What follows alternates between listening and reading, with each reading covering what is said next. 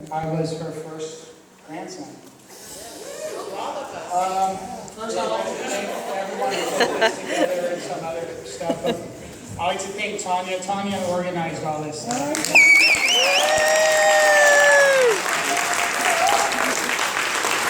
thank Serena for putting together the PowerPoint. It's one of the things once we get that thing rolling, I mean, from where she's very young to, toward the end of her days. I'd like to thank Ricky for DJing, DJ Russ. Wilma for helping out with the decorations. My wife for putting the e-bike together and doing some other things. There's a lot of other people that I may forget, but I want to especially say thank you to Ryan for opening his house and for Roger and Helen.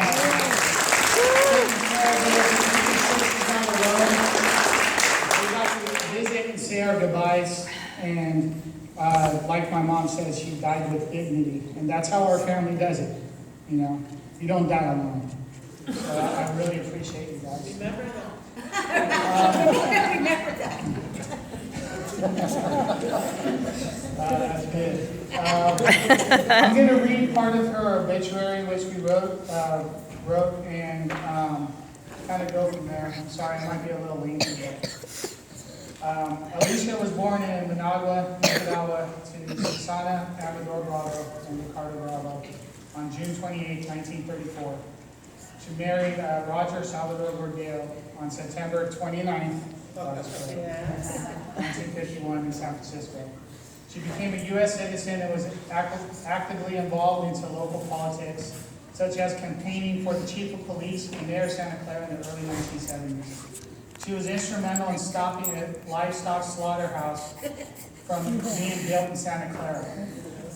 Through Alicia's and my grandpa's efforts, the slaughterhouse was voted against by Santa Clara City Council. The Great American United Stadium now stands in that area right now.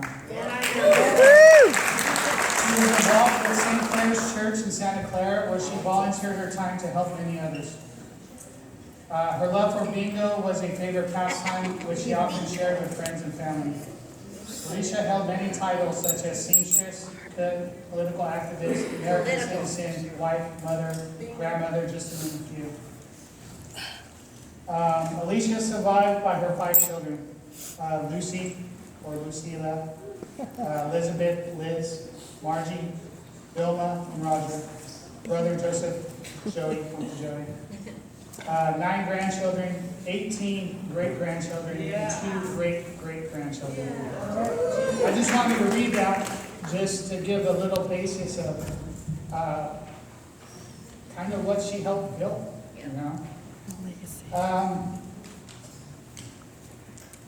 It reminded me of a story of how I got 2 versions of how she met my grandfather. One, my grandfather's version, which I would tell you in the bar. And the other's hers, which was much more romantic. She was watching a soccer game in San Francisco, and my grandfather was playing goalie, and after the game, a couple of boys were trying to hit up on her, and she didn't like their advances. Well, knight in shining armor, he comes up, threatens to kick their ass, and saves the day, and makes his acquaintances, and the rest is history. Like I said, the other story I will tell you in the bar. The slaughterhouse story was very interesting. Both of them worked together, but it was my grandma who actually was beating the street, so to speak. So what happened was Santa Clara had an ordinance where you had to publicly display if you're going to start a new business, a real big one. So the way the slaughterhouse tried to be very conniving about it, they put it in French and German. My grandfather could read those signs. Now, think of Santa Clara back in the day when it was just a farming community. There wasn't a lot of people who were bilingual. So they were involved into the political process, which means they knew a lot of people on the city council. Well, they would go door to door. My grandmother was going door to door, making sure. Yeah, We live door to door. there you go.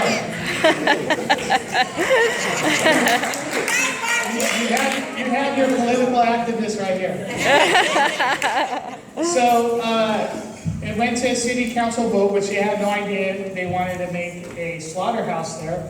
And it got voted down, and shortly after, Marriott's Great America bought the land.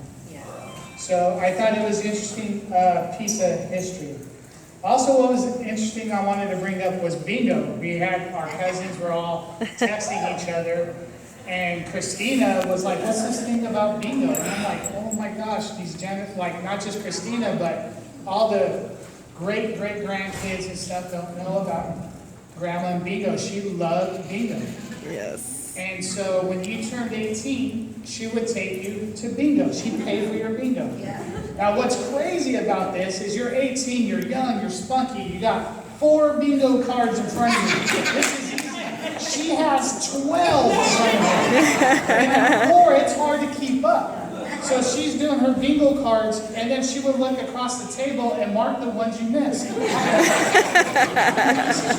then the one you went to, Denny's.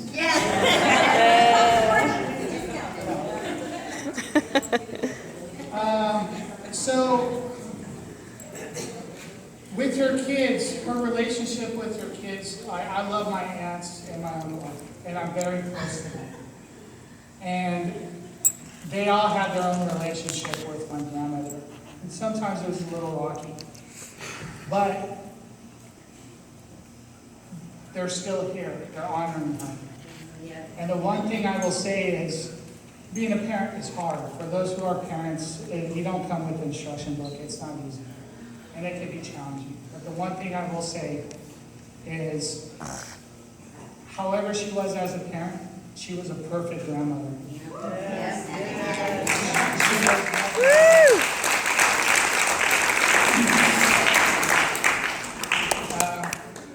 I had my graduation party at her house. Raise your hand if you ever lived with her for a week or two. I stayed with her for quite a bit. A lot of people have. I was living with her when I got my first call as a seasonal firefighter. She was there. She always encouraged me. She used to always tell everyone, I'm a fireman. I'm like, not yet, I'm not full-time yet. She would tell everyone, she believed in me.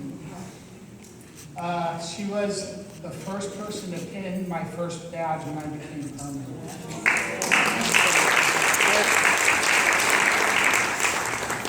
She was there when my kids grew up. She saw my kids. I had pictures of them together, and it was great to see. And when she passed away, this is my kid's first experience with having a loved one pass away. And my daughter's the female version of me. She's very stoic. And her eyes watering up, but I understood it. My son's very emotional. And he started breaking down, and he brought to me a stuffed animal, which is on his bed still, that she gave me. So she touched many generations.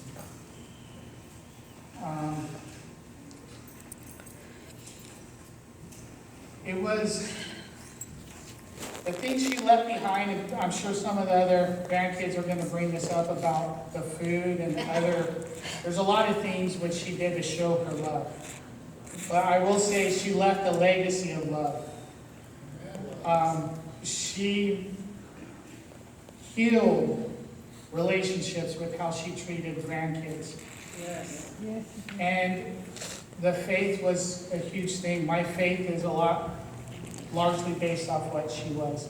And even though with my grandfather, they were married for a long time, they are an example for marriage to me. Yes. They would argue. I've seen that. They would fight. And any married couple would understand this. You learn to hate people at times. There's a hate-love relationship, but they stuck it out and they worked it out. And that's still the basis to my marriage. And I always appreciate that. And that's all I have to say. I thank you all for being here and honoring my grandmother. And yeah, that's it. Whoever next.